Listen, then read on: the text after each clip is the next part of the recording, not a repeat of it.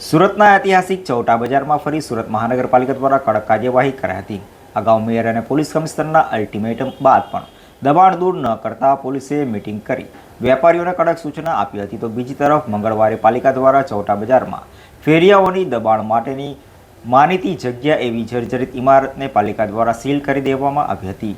સુરતમાં દબાણ હટાવો ઝુંબેશ શરૂ થઈ ગઈ છે। ટ્રાફિકના ભારણથી લોકોને મુક્ત કરવા વરાછાથી શરૂ થયેલી આ દબાણ હટાવો ઝુંબેશ હવે કોટ વિસ્તારમાં અને તેમાં પણ ઐતિહાસિક એવા મહિલાઓના સામાનની ખરીદી માટેના પ્રિય ચૌટા બજારમાં આવી પહોંચી છે।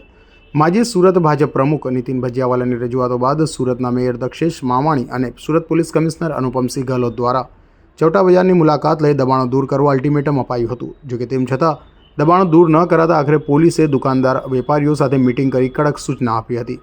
ત્યારબાદ આજે એટલે કે મંગળવારે સવારે સુરત મહાનગરપાલિકા દ્વારા ચૌટા બજારમાં દબાણકર્તાઓ માટેની માનીતી જગ્યાને સીલ કરી દેવાઈ હતી।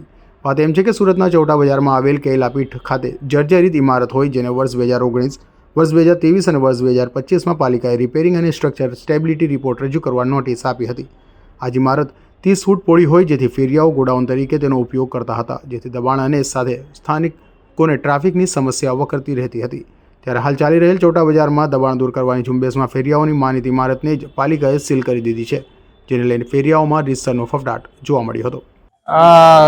ચૌટા બજારના દબાણ માટે વારંવારની ફરિયાદોને અંતે સુરત મહાનગરપાલિકાના mayor Shri Daksheshbhai, police commissioner Shri Anupamsinh Gehlot એમણે અહીંયા સ્થળ પર જાતે આવીને દબાણકર્તાઓને અને દબાણ કરાવનારાઓને જે ચીમકી આપી હતી એ બાબતમાં કામગીરી આગળ વધી રહી છે। અહીંયા આગળ એક મિલકત જર્જરિત હાલતમાં હતી। મહાનગરપાલિકાએ અગાઉ પણ એને 2-3 વખત નોટિસ આપી હતી। એવું કહેવાય છે કે એમાં પણ દબાણકર્તાઓ પોતાનો માલ સામાન મૂકતા હતા। ગઈકાલે મહાનગરપાલિકાએ મિલકત સીલ કરી છે અને એક પ્રશંસનીય પગલું ભર્યું છે। આ જ રીતે મહાનગરપાલિકા અને પોલીસ પાસે અપેક્ષા રાખીએ કે કાયમી ધોરણે આ દબાણ દૂર થાય અને અહીંયા સ્થાનિક રહેવાસીઓ આ ત્રાસમાંથી મુક્ત થાય એવી વ્યવસ્થા કરે।